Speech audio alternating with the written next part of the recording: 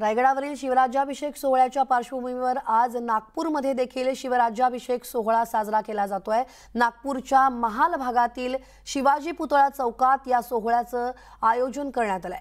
दुग्धाभिषेक आणि ढोल ताशाच्या गजरात रायगडावरील शिवराज्याभिषेक सोहळा हा नागपूरमध्ये देखील साजरा केला जातोय।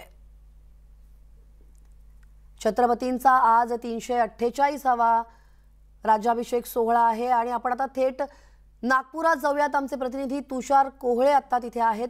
तुषार, काय सांगता येईल, आज नागपुरात देखील शिवराज्याभिषेक सोहळा साजरा केला जातोय?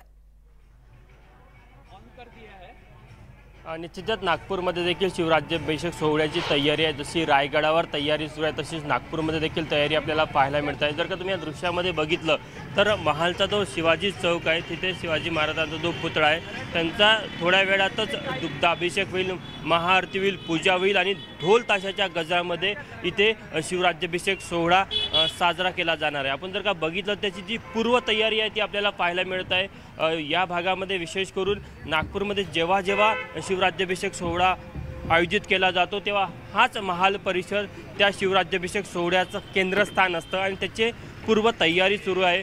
ढोल ताशा असेल किंवा हे सर्व तरुणाई असेल त्यांच्यामध्ये ज्या प्रकारे जो उत्साह रायगडावर आपल्याला पाहायला मिळतो तोच उत्साह आपल्याला नागपूरमध्ये देखील पाहायला मिळतो। आपल्यासोबत दत्ता शिर्के संयोजक आहे, त्यांना विचारूया कशा प्रकारे आजचे कार्यक्रम असणार आहे, कशा प्रकारे काय कार्यक्रमाचं नियोजन केलेलं आहे। दुग्धाभिषेक देखील आता सुरू झालेला आहे, पूजा अर्चना सुरू होत आहे। हा छत्रपती शिवाजी महाराजांचा 349 प्रारंभ शिवशक आज शिवराज्याभिषेक आहे आणि हा आम्ही मोठ्या उत्साहाने साजरा करत आहे। आता सकाळी मंत्रोपचारमध्ये महाराजांना अभिषेक केला जाईल। पंचामृताने अभिषेक झाल्यानंतर माल्यार्पण, आरती आणि त्याच्यानंतर जल्लोष होणार आहे। आपण थोडं आपल्या दर्शकांना दाखवू की सुरुवात झालेली आहे।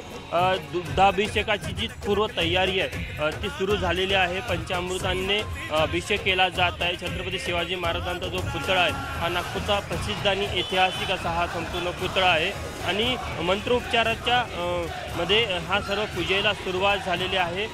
दत्ता शिर्के यांना परत विचारूया, आज दिवसभराचं कसं नियोजन असणार आहे कार्यक्रमाचं? आज सकाळी हे कार्यक्रम झाल्यानंतर आम्ही इथे किल्ले तयार केलेले आहे, त्या किल्ल्यांचं मग उद्घाटन आहे आणि असं नियमित बरेचसे कार्यक्रम आहे। आज संध्याकाळी व्याख्यानाचं पण आयोजन करण्यात आलेलं आहे।